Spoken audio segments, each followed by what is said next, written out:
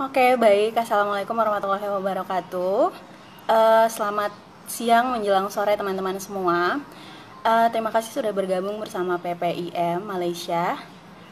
Dan tentunya seperti yang teman-teman ketahui, bahwa hari ini kita akan mengadakan live Instagram bersama dengan Sunway Medical Center dalam membahas tentang pengelolaan mental health dan pengaruhnya bagi milenials yang nantinya akan bersama pembicara kita yaitu Miss Aina Nur Azmi yang merupakan psikologis klinis dari Sunway Medical Center. Oke, Miss Aina sendiri ini merupakan seorang praktisi psikologis yang berpraktek sebagai psikolog klinik sejak 2011, baik di sektor pemerintahan atau di sektor swasta. Nah, Miss Aina juga memperoleh gelar psikologis klinis dari Help University Malaysia dan psikologisnya dari University of East London, Inggris Raya. Nah, Miss Aina sendiri ini juga merupakan seorang psikologis yang sering memberikan sesi terapi untuk anak-anak, remaja, dan dewasa. Miss Aina juga telah berpengalaman dalam membangun atau memberikan topik kepercayaan diri kepada masyarakat, remaja, anak-anak, serta perawatan diri dan manajemen amarah dan manajemen stres, serta citra tubuh. Selain itu, Miss Aina sendiri juga berfokus pada mempromosikan kesehatan mental yang baik melalui terapi bicara dan menciptakan kesadaran melalui pembicaraan dan pendidikan. Nah, selain itu, tentang Malaysia Healthcare ini sendiri juga, Live Bincang Sehat ini merupakan salah satu inisiasi yang telah dibuat oleh Malaysia Healthcare. Lalu, apa itu Malaysia Healthcare sendiri? Kami akan jelaskan sedikit ya, sebelum nantinya akan dijelaskan oleh pihak healthcare sendiri.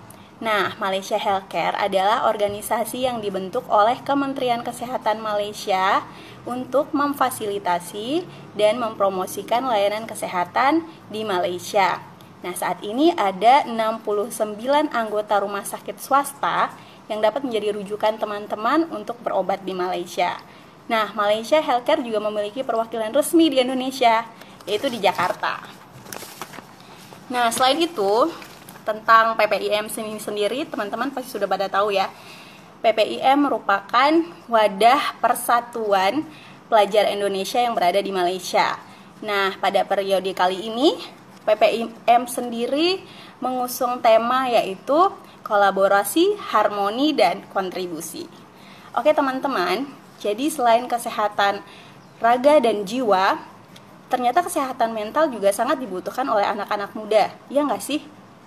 Oke, tentunya semua akan berpengaruh. Nah, kalau misalnya kesehatan jiwa mental ini tidak produktif, tidak baik, maka akan berpengaruh pada kesehatan fisik juga. Nah, kita sebagai anak muda, apalagi banyak teman-teman yang mungkin berkuliah, tentu sangat menginginkan permasalahan mental ini bisa tidak menjadi sebuah problematika seperti itu ya teman-teman.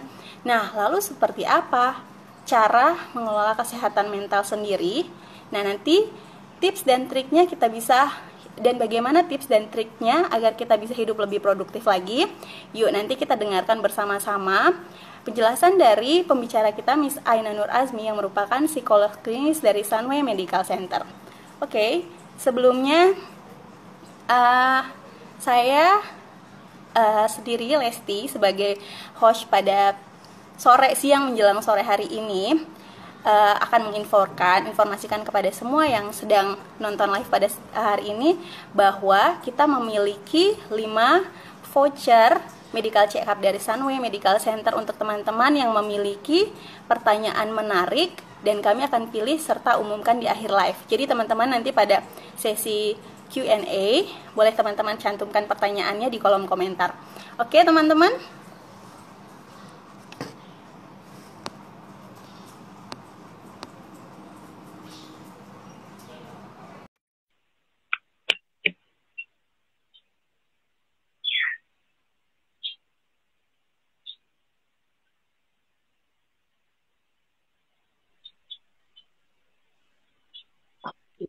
Selamat petang.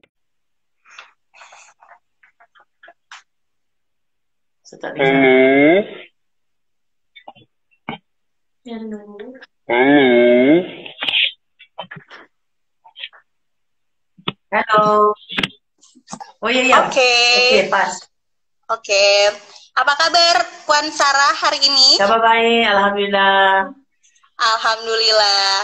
Oke, baik teman-teman. Ini kita sudah bersama dengan Miss Sarah.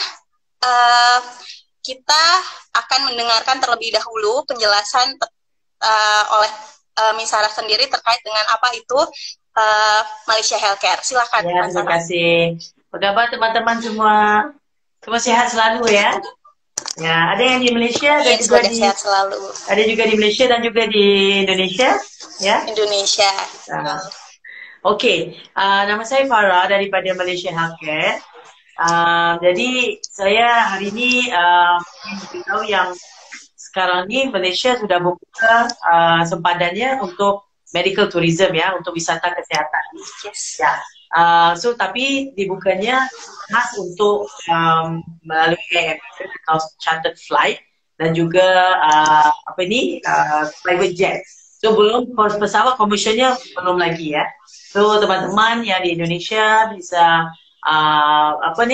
ingin mengetahui lebih lanjut mengenai healthcare, bisa kontak kita dengan perwakilan kita di Jakarta. Ya, ikutin saja kita punya Instagram account tourism.my untuk mengetahui lebih lanjut mengenai Malaysia Healthcare dan kapan border kita bisa buka ya.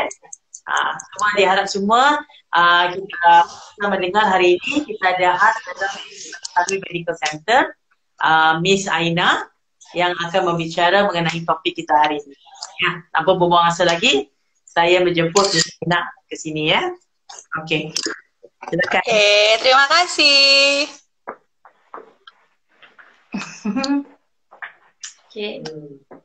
Oke, selamat petang.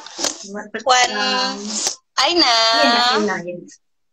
Terima kasih menjemput untuk hari ini. Oke, Puan Aina. Ya. Saat ini kita akan melakukan Q&A. Ada beberapa pertanyaan yang akan kita ajukan kepada Puan Aina. Ya. Nah, sebelumnya mungkin teman-teman yang nanti di sesi terakhir akan ada Q&A dari teman-teman di kolom komentar yang kami akan bacakan dan kami akan berikan voucher kepada teman-teman yang memiliki pertanyaan yang sangat menarik. Silakan tulis di kolom komentar. Nah, Miss Aina, ini kan kita berbicara tentang healthcare pada generasi milenial seperti itu ya. Nah, apa sih kesehatan mental itu sendiri? Kemudian apa pengaruhnya kepada kehidupan khususnya untuk anak muda? Silakan Miss Aina. Okey. Sebelum saya jelaskan apa itu kesihatan mental, saya ingin memberitahu bahawa recent research mendapati 1 dari 10 anak muda terkesan dengan maaf Miss Aina, boleh mendekat lagi sedikit agar suaranya bisa terdengar lebih jelas? Berapa dengar kan? Lama-lama. Sekejap boleh dengar? Okey. Boleh. Okay, so basically research yang terbaru mendapati 1 dari 10 individu terkesan dengan penyakit mental dan daripada 10 orang tu 70% daripadanya tidak mendapat intervensi awal dari umur yang muda. Jadi apakah itu kesihatan mental kan sebenarnya apa itu kesihatan mental? So basically kesihatan mental daripada definisi yang diberikan oleh WHO di mana seorang individu menyedari potensi dan kebolehan diri dapat mengatasi stres harian, dapat berfungsi dan menjalankan tanggungjawab dengan baik dan boleh menyumbang kepada masyarakat. So dari situ apakah pengaruh kepada kehidupan anak muda? Basically kesihatan mental yang bagus dapat berfungsi dengan baik, dapat belajar, dapat beriadah, dapat berkomunikasi dengan baik. Terus kemudian nih Miss Aina, apakah anak muda atau kaum milenial rentan akan mengalami kesehatan mental ini sendiri? Ya, itu gimana Miss Aina? Itu betul. Didapati juga di universiti kan, ramai anak muda yang ada mempunyai kemurungan, anxiety dan juga percubaan untuk membunuh diri. Dan didapati juga dalam tiga ini ada juga yang dari segi lelaki dan perempuan, lebih banyak perempuan yang tertekan. So nak mengatakan adakah hanya milenial yang sangat rentan untuk dapat masalah kesihatan mental, ada juga research yang mengatakan tak semestinya, sebab kerana zaman sekarang ini anak muda lebih suka kepada tahap mental mereka dan mereka lebih terbuka untuk berbincang mengenai mental state mereka dengan orang lain berbanding dengan generasi bapak-bapak, mak-mak dan atau nenek mereka. Oke, berarti memang anak-anak muda ini sangat rentan dengan penyakit mental health karena memang mereka bisa dibilang sedang di tahap mencari jati diri, galau, seperti itu ya misalnya ya? Betul juga, dan juga macam sekarang ni kita kata dunia di hujung jari. Macam sekarang kan kita boleh ada di different parts of the world, tapi kita boleh berkomunikasi melalui internet macam ni, Instagram dan nampak macam Instagram. Jadi bila kita ada dunia di hujung jari ni, kadang-kadang ada bagus dan ada tidak bagusnya, tidak ada negatifnya. Jadi bila kadang-kadang kemudahan ini boleh membantu, kadang-kadang kemudahan ini boleh juga memberi masalah.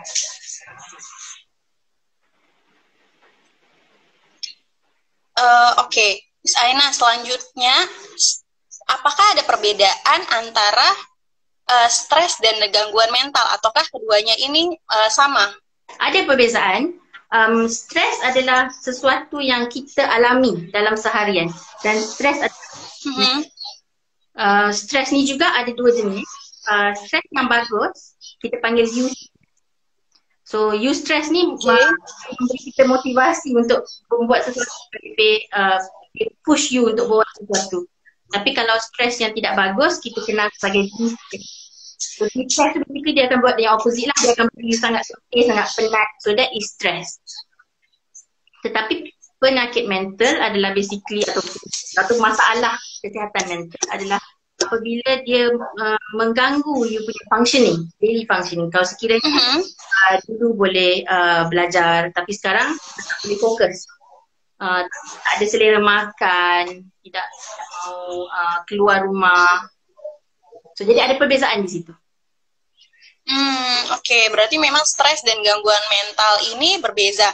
Nah, untuk level sendiri apakah stres ini lebih rendah daripada gangguan mental atau gangguan mental itu lebih tinggi lagi dari stres? Gimana Miss Aina? Apa maksudnya tu? Saya tak berapa faham. Maksudnya adalah standar dia, grade dia, apakah stres ini lebih tinggi lagi dari gangguan mental atau stres dulu atau gangguan mental dulu atau gangguan mental dulu baru kita stres? Faham. Stres dulu, sebab stres itu bukan penyakit. Oke. Stres dulu, lepas tu bila dia sampai tahap klinikal, itu yang bila dijadikan gangguan mental. Oke, selanjutnya, adakah gejala-gejala yang signifikan yang dirasakan oleh orang-orang yang baik stres ataupun yang memiliki gangguan mental? So gejala-gejala tu berbeza bergantung kepada disorder yang dialami lah basically. So jadi kalau kita nak tengok secara dasarnya, kalau orang yang kita lihat sudah kurang selera makan, tidur terganggu, emosi mereka terganggu, maknanya tiba-tiba menangis tak ada sebab, menjauhkan diri dari masyarakat, tidak mahu bergaul, ataupun boleh juga mula halusinasi, delusi. Ini adalah salah satu daripada gejala-gejala yang ditunjukkan lah. Berarti benar-benar bisa dilihat ya Miss Aina perbedaan kita waktu kita sehat dan gejala yang kita rasakan ketika kita memiliki gangguan pada kesehatan mental. Betul. Kadang-kadang kita sendiri tak dapat lihat lah. Mungkin orang sekeliling yang boleh bagi tahu, you nampak lain lah sekarang, ataupun nampak you macam tak ada selera makan, tak boleh tidur. So kadang-kadang bukan kita seorang saja yang boleh perasan, orang sekeliling juga boleh nampak perubahan. Oke. Jadi memang ada perbedaan yang orang di sekitar kita yang bisa melihat kita dari perlakuan kita, dari emosional kita, seperti itu misalnya ya? Ya betul. Nah, kapan seseorang itu bisa didiagnosa mengidap kesehatan mental? Okay. Silakan saya. Alright. Macam mana kita nak diagnose? So, kalau nak diagnose tu mesti datang kepada mental health professional lah. So, untuk dapat diagnosis bukan maknanya kadang-kadang kita sekarang ni sangat terbuka dengan informasi kan. Kita boleh Google dan cari information. Kadang-kadang kita rasa macam, oh benda ni kena dengan saya. Mungkin saya ada penyakit ini. Tidak semestinya macam itu. So, bila kita datang kepada mental health professional, apa yang berlaku ialah kita akan buat terapi secara interview, bercakap, dan kita akan ada assessment juga untuk tengok di manakah mental state individu tersebut. Dari situ boleh didiagnose. Jadi begitu ya, sangat-sangat menjadi sebuah permasalahan yang serius ketika kita mengidap kesehatan mental, gangguan kesehatan mental seperti itu misalnya ya. So kita boleh katakan kesihatan mental adalah sama penting dengan kesihatan fizikal. Cuma perbezaannya kesihatan fizikal tu kamu nampak. Kalau badan itu ada bengkak-bengkak, sakit perut kan nampak. Tapi kesihatan mental kita tak nampak, kita boleh rasa. Oke. Kemudian apakah kesehatan mental ini sendiri merupakan pengaruh dari trauma masa lalu juga? Okay. Gimana misalnya? Yeah. Trauma masa lalu tu memang akan ada efek kepada on your state sekarang, tapi itu bukannya factor apa? The only factor untuk menentukan kesihatan mental itu. Bukan satu-satunya faktor. Okay. Yeah. Oh, bukan satu-satunya faktor. Iya, berarti kalau misalnya dia punya istilahnya macam trauma masa lalu, nah itu bagaimana kita bisa menghilangkan trauma masa lalu dan akhirnya bisa menghindari seseorang itu sehingga terhindar dari permasalahan kesehatan mental. Okay. So, bila kita melalui sesuatu trauma, ada orang yang dilalui sesuatu trauma, dia grow up untuk fine, tak ada masalah. Ada orang dia ada trauma dan tetapi dia sangat terkesan dengan trauma tersebut. So it depends really dengan cara you cope, dengan cara you lalui traumatized experience itu lah. So jadi macam mana nak tahu ataupun macam mana nak how do you differentiate lah basically kan. Perbezaan dia adalah macam bila you rasa sedih contohnya. Ada rasa sangat takut contohnya. Jangan menyendiri dan simpan dalam hati. So cara-cara yang membantu express bercakap, berbincang, minta bantuan. Itu salah satu daripada ni lah, of course. Ada juga cara lagi, ialah bila kita sangat stres, ada kalanya kita meluahkan perasaan, ada masa kita tak boleh luahkan perasaan secara verbal kan? Tapi kita boleh luahkan dengan cara lain. Contoh, kita involve in sports contohnya. Bukan olahraga ya, kita berolahraga. Minta maaf saya tak tahu banyak bahasa Indonesia. Jadi olahraga boleh, ada terapi diri. Ada orang buat self care. So self care kadang-kadang bila apa yang berlaku di masa lalu, kita sedikit sebanyak akan tertekan. Dan lama kelamaan kita mula ada perasaan macam tidak berapa sayang dengan diri. Jadi salah satu caranya dengan mengenali diri kita sendiri. Of course, bila kita sangat mula membesar, menjadi dewasa, kita akan ada macam you sebutkan ada nak cari identiti diri kan. Identiti diri, apa you suka masa kecil dan apa you suka sekarang tak sama. Betul. Kadang-kadang ada jadi confusion di situ. Macam saya suka macam ni tapi tak pasti boleh ke tak. So bila dah sampai masa itu, so kita selalunya lebih senang untuk diri kita ni untuk kritik diri sendiri. So we are our biggest critic lah kita boleh cakap. So jadi salah satu cara untuk mengurangkan masalah ataupun risiko gangguan mental adalah dengan mengenali diri dengan lebih, sayangi diri dengan lebih. Memang senang cakap dari perbuatan kan, senang nak cakap, susah nak buat. Oke, baik. Berarti memang salah satu cara juga yang terbaik untuk kita bisa meluapkan perasaan khawatir kita itu dengan curhat ya, macam itu. Kita bercerita kepada teman-teman. Iya, betul. Kekhawatiran kita dan Dipanggil curhat ya kan? Kalau di Indonesia curahan hati, wis. Curahan hati. Nah, untuk kesehatan mental ini sendiri ada tak pengobatan khusus yang dilakukan? Okey, kalau pengobatan khusus untuk kesihatan menangani masalah kesihatan mental adalah one of it is therapy counselling, secara berdepan, individu ataupun secara berkumpulan. Ada sesetengah lebih selesa bila berkumpulan, sebab bila berkumpulan you nampak macam bukan saya seorang ada masalah macam ni, orang lain juga yang mempunyai masalah yang sama, dan bila you ada support di situ. Individu counselling secara seorangan, bersendirian atau secara berkumpulan, itu boleh jumpa sama ada psikologis, kaunselor. Tapi sekiranya memerlukan ubat-ubatan, boleh jumpa kepada psikiatri.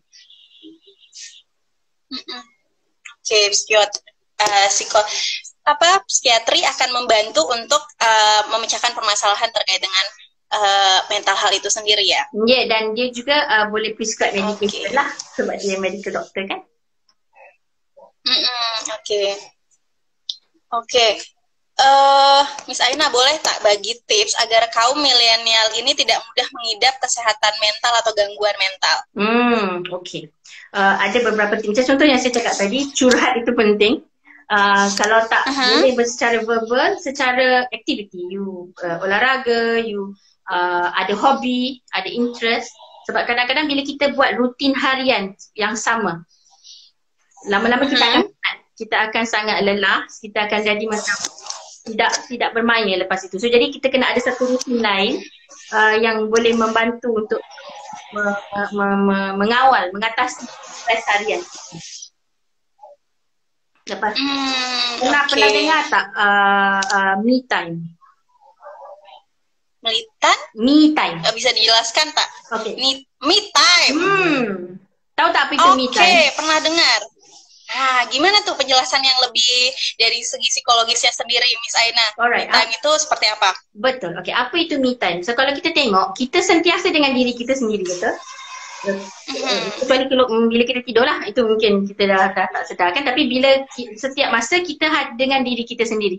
Jadi apa maksud me time itu? So me time itu adalah bila you luangkan masa untuk mengenali diri, bersama dengan diri, buat sesuatu yang diri kita sendiri suka. Sebab selalunya kita duduk di dalam community. Jadi bila kita duduk dalam community, kebanyakan masa apa yang kita buat kesan influence daripada community kan? Jadi bila you ada banyak benda yang fikirkan untuk orang sekeliling, dia akan juga menjadikan you sangat. So bila you ada me time, so ada research juga yang menunjukkan setiap hari bila you spend 30 minit untuk me time, buat benda yang you suka, ada buat hobi contohnya kalau ada orang suka minum kopi dan tengok dinding contohnya, boleh juga macam benda yang you seronok. So buat benda yang macam ni for everyday, you akan nampak perubahan emosi. Oke. Kalau berbicara tentang me time ini sendiri, Puan Aina, wanita-wanita nih banyak sekali yang sometimes dia every week atau every month sekali dia pergi ke beauty shop. Itu adalah termaksud jenis me time atau tidak? Ya betul, itu sangat termasuk jenis me time. Tetapi macam itulah sekarang ni baru yang mengatakan hidup kita sekarang sangat pantas. Yang bila saya internet sekarang ni saya teringatlah dulu-dulu apa yang kita belajar, apa yang penting adalah tempat tinggal, makan, minum, keselamatan. Sekarang ni kamu tahu tak apa yang penting untuk orang anak muda? Apa tuh misalnya? Cuba teka. Penting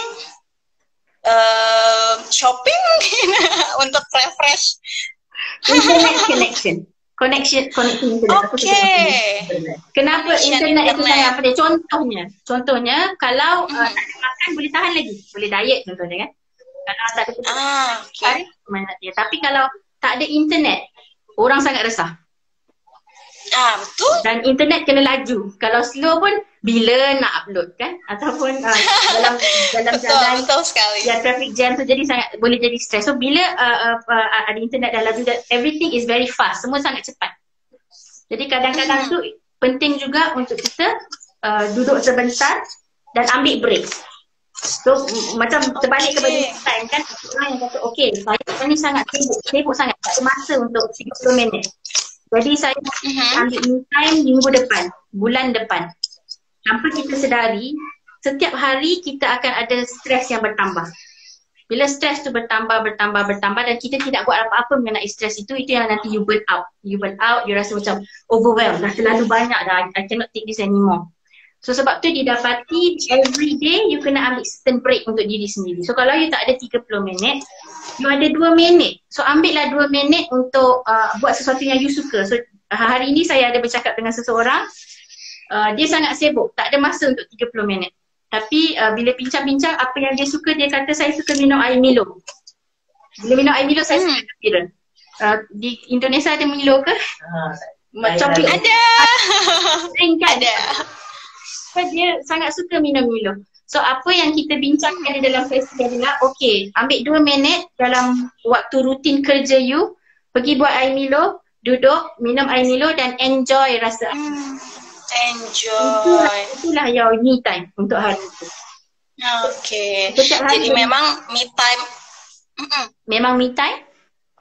Me time ini sangat penting ya untuk kita refresh kembali diri kita untuk lebih baik lagi menghadapi misalnya untuk student-student nih untuk menghadapi ujian, untuk menghadapi next stage untuk dia punya study macam tuh Miss Aina ya. Betul. So kalau belajar kan memang akan stres, tidak ada yang tak stres kan. So, jadi bila stres tu you spend sedikit masa setiap hari untuk you detach daripada belajar. Sebab kadang-kadang bila kita 24 jam hanya fikir belajar, kita tak detach daripada keadaan itu, dia akan menambah stres. Dan of course risiko akan ada lah. Jadi bila you detach sekejap, buat sesuatu yang lain dan datang balik, boleh datang dengan minda yang lebih fresh. Oke, Miss Aina, ini ada pertanyaan yang sangat menarik nih yang saya lihat di kolom komentar. Boleh. Dari __ Aldi Lalistia.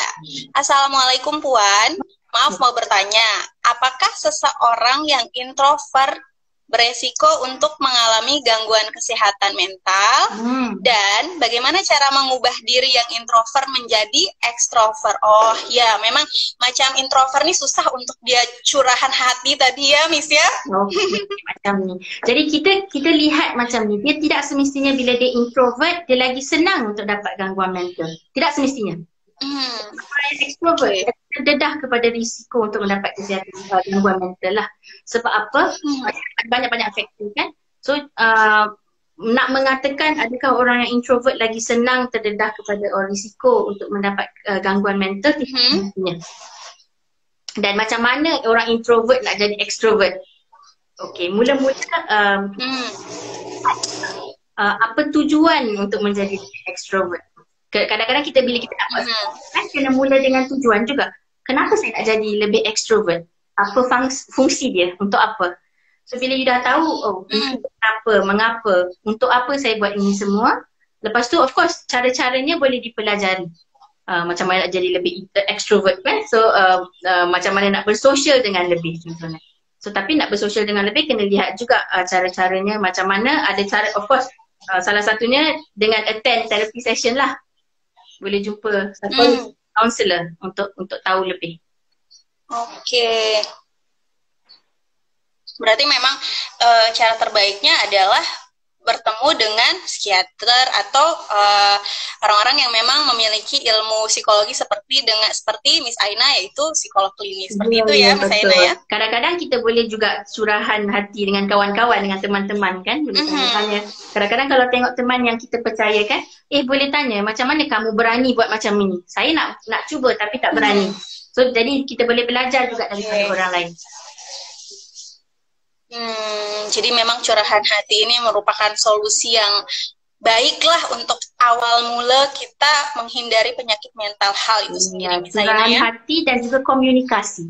Komunikasi itu sangat penting. Ya, betul. Sebab kita setiap hari memang berkomunikasi dengan diri kita, dengan orang lain, orang sekeliling. Jadi cara komunikasi itu penting. Kalau komunikasi yang membina, sangat membantu berbanding yang komunikasi yang yang sangat when you're pressing someone down. Faham maksud saya? Oke, itu tadi ya jawaban untuk _Aldi_Lalistia. Sudah oke jawabannya ya? Oke, selanjutnya ada pertanyaan lagi nih. Misalnya, wah banyak nih pertanyaannya. Selanjutnya dari Yasar Beng. Pertanyaan dia, jika pada penyakit fisikal tubuh kita memiliki imunitas, apakah pada penyakit immunity? Oh, oke. Immune. Paham. Oke. Untuk yang penyakit fisikal tubuh memiliki imunitas. Apakah pada penyakit mental diri kita juga memiliki imunitas, atau apa yang harus kita lakukan untuk melindungi diri kita dari penyakit mental? Seperti itu. Oke. Tidak ada immunity untuk penyakit mental. Sesiapa pun boleh mengalami gangguan mental. Dan mana cara-cara untuk mengurangkan risiko, macam saya sebutkan tadilah, komunikasi, bercakap, meminta bantuan. Dikatakan generasi yang sebelum ini susah untuk ke depan dan minta bantuan, kecuali terutama macam generasi milenial kan, sangat terbuka untuk minta bantuan. So of course bila you dapatkan bantuan, kena tengok juga whether or not psychologist, counselor itu sesuai dengan kamu. Sebab ada masa you pergi lagi down. So kalau you sesuai dan boleh teruskan. So jangan simpan di dalam hati. Dan juga of course gaya hidup yang sihat dapat membantu. Pemakanan yang seimbang, rehat yang cukup. Rehat, pemakanan, serta me time. Kita itu adalah hal yang penting untuk kita menghindari terjadinya gangguan mental. Ya, betul.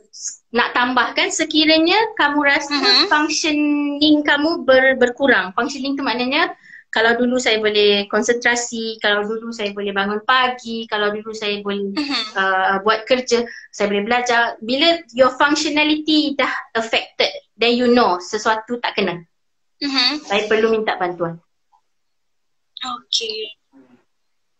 Macam tadi saya cerita sama Farah ya.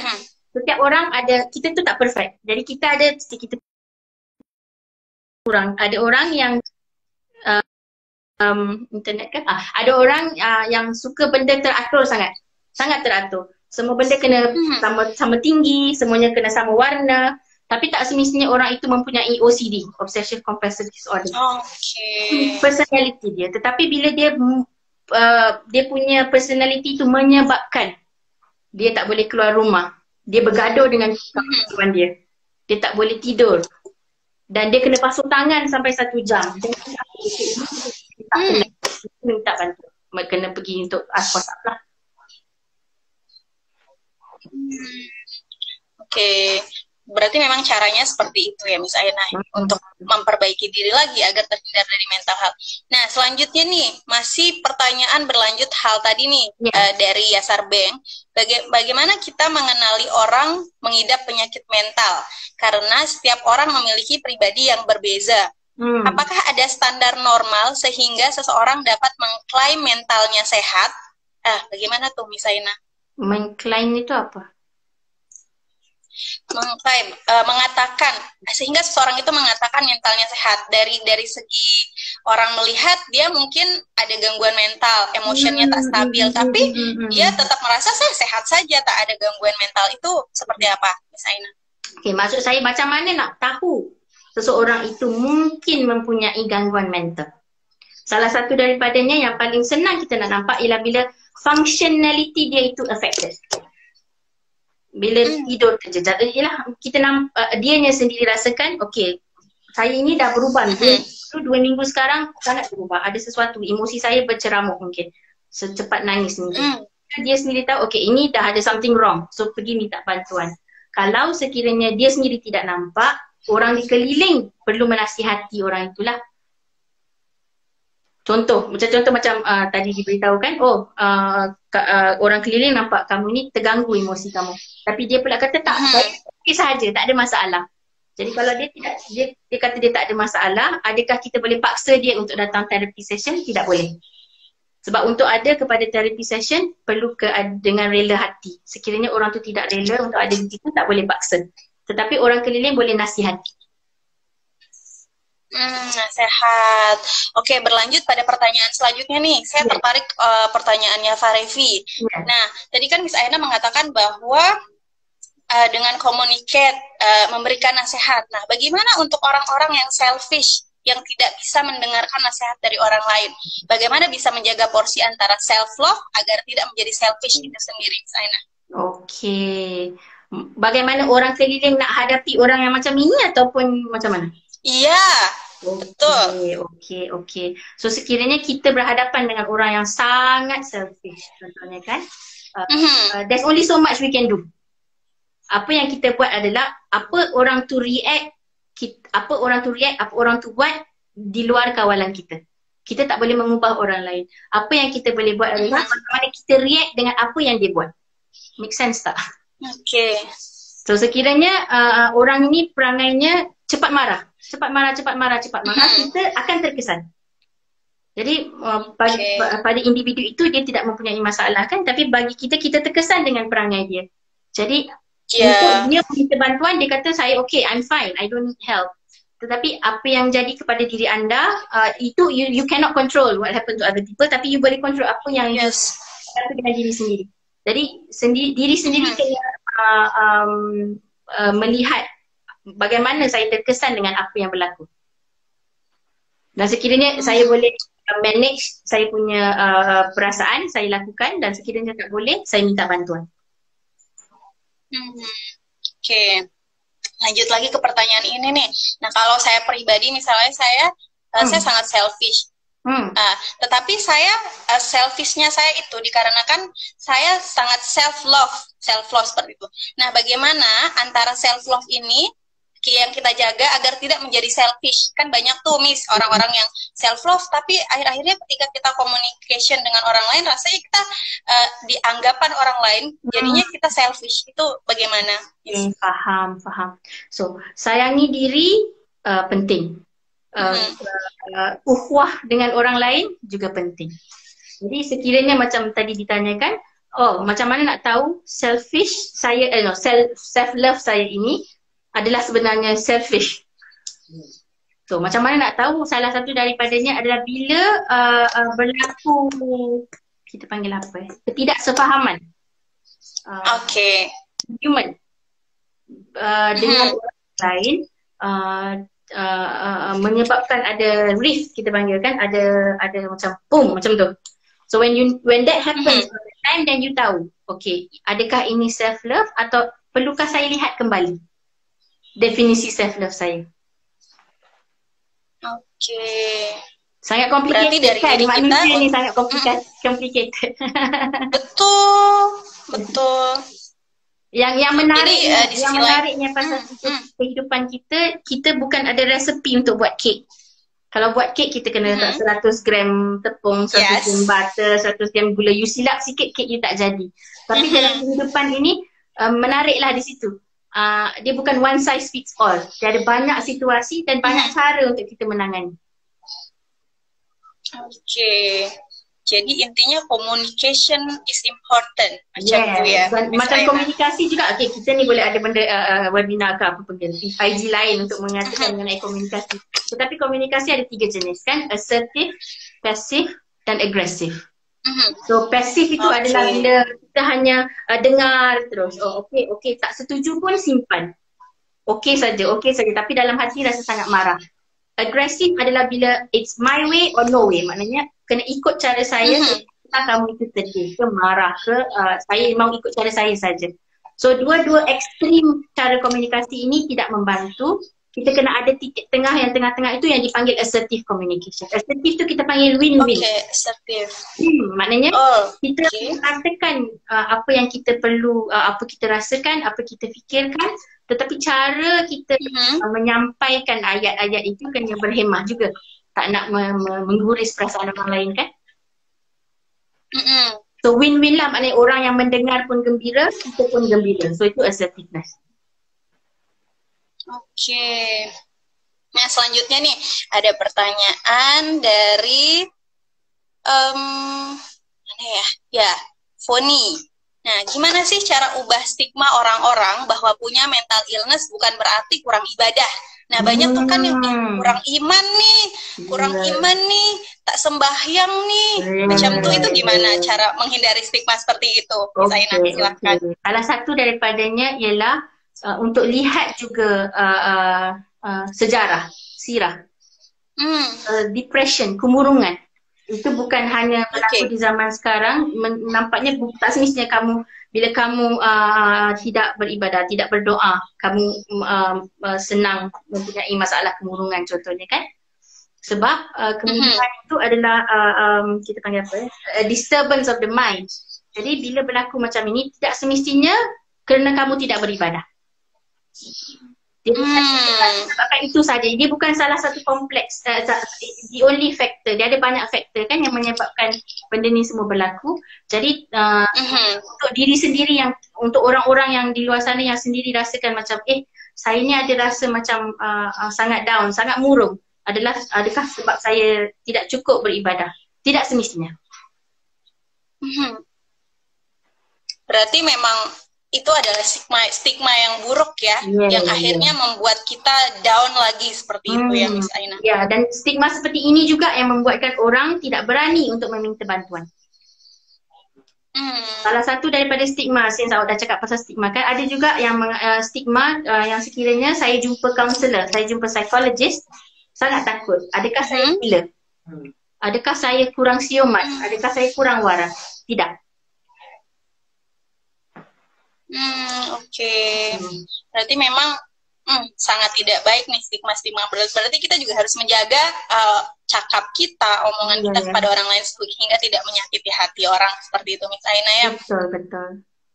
Nah, untuk kita sendiri, jika kita seperti yang pada case pertanyaan ini, jika kita memiliki mental health, kemudian diberikan stigma bahwa kita tidak baik ibadahnya dan lain-lain, bagaimana kita untuk kuat, tidak galau dengan stigma-stigma seperti itu untuk diri kita sendiri. Galau itu apa? Galau itu rasa jadi terfikir dengan perkataan orang, jadi kacau pikirannya, jadi tak tenang lah, jadi macam terbebani lagi dengan stigma seperti itu. Okey. Bila memang kalau sekiranya diberitahu sebegini, memang akan terkesan kan sedikit memang akan terkesan dan akan terasa hati.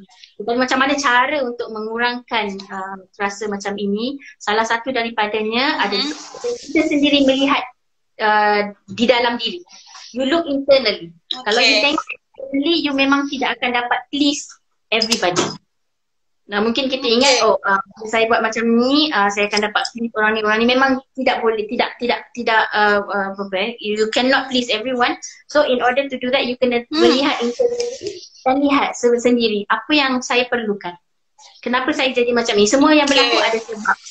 So, apa yang berlaku dalam masa 2 minggu, 3 minggu ini yang menyebabkan saya jadi perasaan macam ni? Dan of course bila dah berlaku macam tu, kita kena sendiri bercakap dengan diri kita bahawasanya perkara-perkara semacam ini tidak semestinya benar apa yang orang tomah kepada kita. So it's also believing in yourself that yes, I am having a problem, I need help. Berarti kita juga merupakan orang yang harus memilah-milih nih. Ini stigma yang baik harus saya harus memperbaiki, ini stigma yang buruk saya pusingkan macam tuh ya. Betul. Tapi memang akan ada masa memang akan terkesan kan. Jadi kita sendiri yang kena kawal reaksi kita kepada apa yang diperkatakan oleh orang lain. Oke, ini ada selanjutnya. Ya. Apakah fobia juga termaksud gangguan mental? Fobia. Apakah? Fobia. Apakah Ya. fobia juga termaksud gangguan mental? Ya, betul. Termasuk dalam gangguan mental. So, macam seperti yang ada orang tahu. So, fobia itu apa? So, fobia itu adalah maknanya you ada rasa takut yang amat sangat kepada sesuatu. Ada orang yang sangat takut kepada gelap, tinggi, ketinggian, space, kan? So jadi bila you ada fobia kepada sesuatu, apa berlaku ialah once you lose your functioning, balik kepada apa yang saya terangkan tadi, once you lose your functioning, then you know something is wrong. So, bila kamu ada takut, tetapi takut itu kamu boleh atasi takut tu. Kamu boleh kawal takut itu. Kamu boleh kawal stres yang kamu dapat daripada melihat sesuatu yang menakutkan tu. So it's not really a disorder. Tapi bila you lose your functioning, when you tahu, okay, this is not just takut biasa, ini adalah takut yang sangat ekstrim, saya perlu minta bantuan. Oke. Nah, saya juga penasaran nih dengan keberlangsung. Oke, Zainah. Alright, apa tadi? Nah, oke. Saya juga penasaran nih dengan fobia ini. Nah, ada yang mengatakan bahwa untuk memperbaiki atau menyembuhkan fobia ini sendiri adalah make your enemy closer, macam tuh. Betul tak itu, Miss Aina? Apa itu? Make your enemy closer. Oh, okay. So kalau you ada fobia, make your enemy closer. Okay. Dia ada, it works for some. Yes. Contoh, you ada fobia dengan lipas. Contoh ya, you ada fobia dengan lipas.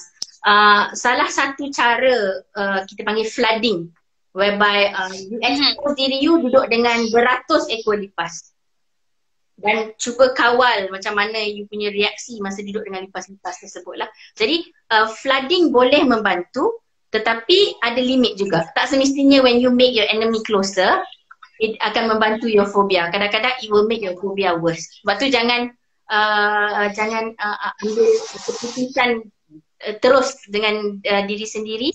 Dapatkan assessment dulu daripada pakar mental health professional, dan daripada situ boleh bincang sama-sama apa yang kamu sedia untuk lakukan. Berarti balik lagi kita harus bincang bersama-sama. Communicate itu harus benar-benar menjadi poin penting lah untuk kita terhindar dari mental hal ini sendiri, Zainah ya. Betul. Kita manusia yang suka berkomunikasi. Jadi oleh itu apa-apa saja memang perlu komunikasi. Oke, last pertanyaan nih Miss Aina. Dan dia kasihnya di app. Dia ini banget. Banyak banget pertanyaannya dan panjang banget. Nah, saya bacakan Miss Aina ya. Boleh. Jadi gini, ada case seorang anak yang menyalahgunakan sosial media. Salah satunya dia upload sesuatu yang tidak dilakukan di norma. Nah, seperti yang kita ketahui sendiri, bagaimana cara netizen Indonesia berasumsi. Nah, diakibatkan sikapnya yang dinilai tidak bernorma. Jadi dia upload, akhirnya banyak yang mencerca dia macam itu ya. Iya, Pak. Nah, pertanyaannya, bagaimana seharusnya sikap kita ke orang itu kalau kita ikut memberikan dorongan negatif? Pastilah akan berdampak pada sosial health-nya, bahkan terhadap mentalnya kalau kita memberikan stigma negatif. Tapi kalau kita bela, sama artinya kita mendukung dia untuk melakukan hal buruk. Oh, dilema juga nih. Dia bakal bertindak seolah-olah apa yang dia lakukan benar. Padahal itu salah dan sangat salah. Jadi seharusnya bagaimana sikap terhadap teman kita itu sendiri. Oke. Sekiranya kita mempunyai teman yang sebegini kan, yang ada membuat sesuatu yang salah. Kalau kita juga betul. Kerja dia tidak membantu. Jadi sebab kita selalu kata dengan ada juga persepsi yang kadang-kadang kalau dengan kawan teman rapat kita sangat susah untuk tegur. Kerana kita takut kalau kita tegur kawan itu, kita akan hilang. Persepsi itu kena salah. Maknanya bila orang itu teman kita, kawan kita, dan kita sayangi dia sebagai teman, kita boleh menasihati kawan itu. So tak semestinya kamu bela menunjukkan oh dia buat itu betul, tidak. Tapi bila kamu bela dia dengan menasihati dia, dengan berbincang dengan dia, dengan menerangkan kepada dia. Kadang-kadang orang ni dia tidak tahu pun apa dia buat menyakiti orang lain, apa dia buat wrong. Kadang-kadang orang pun tidak tahu. Jadi kalau semua orang hanya marah, orang tu tak akan belajar. Jadi satu cara untuk belajar adalah dengan menasihati, dengan communicate again, berkomunikasi. Communicate again. So memang sebaiknya kita tidak boleh menjudge dia itu benar ataupun salah. Jadi kita netral saja misalnya ya. Iya, betul. Jadi memang balik-balik lagi communicate adalah important thing that kita harus berikan kepada siapapun yang memiliki permasalahan. Betul. Sangat penting untuk communicate. Kita tak boleh macam di sini kita selalu katakan judge a book by its cover kan. Kita tengok dia macam ini terus kita judge dia. Tidak boleh sebab masing-masing ada masalah masing-masing.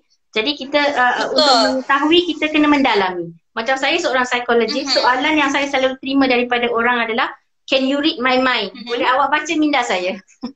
Sebab saya belajar human behavior, human thoughts kan, human emotion. Tapi tak bermaksud saya boleh baca fikiran anda. Yes. Jadi itulah functionnya therapy session, counselling session. Bila di dalam sesi kita bercakap, kita meluahkan dan di situ saya dapat tahu macam ini trigger faktornya apa, penyebabnya berlaku macam mana, kenapa dia jadi macam ini. Dari situ kita boleh fahami seseorang itu dengan lebih lanjut.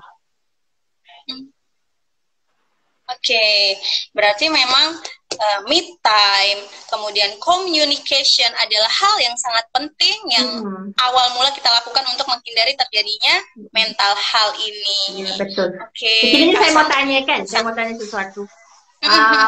Boleh. Can you live a stress-free life? Boleh tak hidup tanpa stres? Rasanya tak boleh, sebab setiap orang memiliki permasalahan yang akhirnya menjadikan stres itu sendiri misalnya. Betul.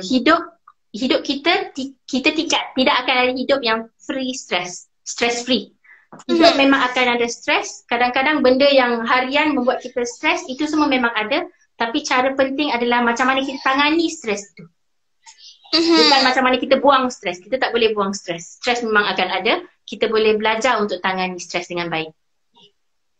Betul. Jadi dari diri kita dulu kita tahu ini kita memiliki permasalahan nih, mungkin kita karena ada penyebab stres dan lainnya. Jadi kita memperbaiki dulu. Kalaupun tidak bisa, kita bisa komunikasikan dengan orang untuk memecahkan permasalahan itu sendiri. Iya, betul. Oke. Nah, sebelum terakhir nih Miss Aina, sebelum kita menutup sesi hari ini, boleh tak Miss Aina memberikan pesan, kesan, tips dan trik kepada anak muda di Indonesia, di Malaysia yang sedang menonton live IG pada petang hari ini, bagaimana menjaga mental health, bagaimana menghindari agar tidak terjadinya mental health, dan bagaimana tetap berpikiran positif. Macam itu, silakan Miss Aina. Okay. In short kan, kalau kita nak tengok macam mana boleh terkesannya kesihatan mental kita atau mempunyai risiko untuk gangguan mental, kita kena tengok bukan dari sudut sahaja. Tengok dari banyak sudut. Of course kita ada, kalau saya selalu panggil bio, psychosocial, spiritual. Ada So biology, ada orang yang memang jenisnya cepat terasa, ada orang yang jenisnya cepat marah, ada orang yang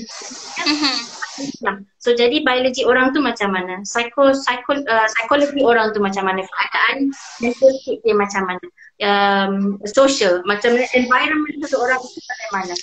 Dan spiritual, of course kita masing-masing ada spiritual kita kan, ada agama, ada kepercayaan. Dia secara holistik. Jadi bila kita jaga holistik ini, ataupun bila kita tengok, kita nak keep the balance. Balance itu sangat penting. Extremity tidak bagus. Pertengahan itu sangat bagus. Jadi sekiranya apa yang boleh dibawa pulang untuk audience dan semua orang di luar, do not live your life in extremism. Jangan terlalu kepada sesuatu, hidup dengan pertengahan. So everything in moderation and everything in moderation, and you can rasa lebih terkawal. Jadi memang kita tidak boleh untuk memikirkan sesuatu itu berlebihan seperti itu Miss Aina ya, untuk menghindari mental health. Oke, baik Miss Aina, terima kasih atas waktunya telah berbincang mengenai mental health ini, sangat seru dan sangat memberikan ilmu dan pembelajaran untuk kami anak-anak muda sehingga bisa menghindari terjadinya penyakit mental health ini sendiri. Terima kasih Miss Aina atas penjelasannya dan terima kasih. Semoga teman-teman semuanya mendapat manfaat ya dari IGTV Live pada hari ini. Terakhir, kami akan membacakan pemenang 5 voucher gratis dari Sunway Medical Center. Nah, yang saya bacakan tadi ada 5 pertanyaan yang menurut saya oke lah, Zaina ya. Ada 5. Tadi dari underscore Aldi Lalistia, kemudian Yasar Beng, kemudian Farevi, kemudian Foni Slivni, kemudian terakhir di DM tadi Nia Amrida. Nah, terima kasih saya ucapkan sekali lagi kepada teman-teman juga yang sudah menonton, yang sudah memberikan komentar. Sampai juga jumpa di IG Live PPEM Malaysia selanjutnya dan healthcare lainnya. Tetap semangat, tetap di rumah aja dan jaga kesehatan. Sampai jumpa. Terima kasih semuanya. Puan Farah dan Puan Aina. Terima kasih. Assalamualaikum warahmatullahi wabarakatuh. Yeah.